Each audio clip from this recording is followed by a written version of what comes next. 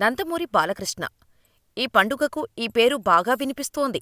సంక్రాంతికి వచ్చి హిట్ కొట్టడం బాలయ్యకు చాలా మామూలు విషయం. సంక్రాంతికి ఆయన వస్తున్నాడంటేనే రిజల్టు అర్థమైపోతుంది. అలాగే తన ట్రాక్ రికార్డును కంటిన్యూ చేస్తూ మరో భారీ హిట్టును నమోదు చేశాడు బాలయ్య.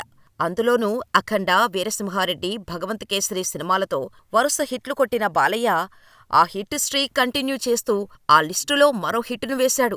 అయితే డాకు మహారాజ్ సినిమాతో హిట్ కొట్టడం మాత్రమే కాదు, మరో రేర్ ఫీట్ సొంతం చేసుకున్నాడు బాలయ్య.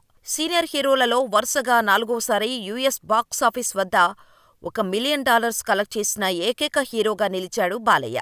ఈ డిజిట్స్ వింటేనే అర్థమవుతోంది బాలయ్య రేంజ్ ఏంటని. ఇండియాలో మాత్రమే కాదు, గాడ్ ఆఫ్ మాసెస్కు ప్రపంచవ్యాప్తంగా అభిమానులు ఉన్నారు.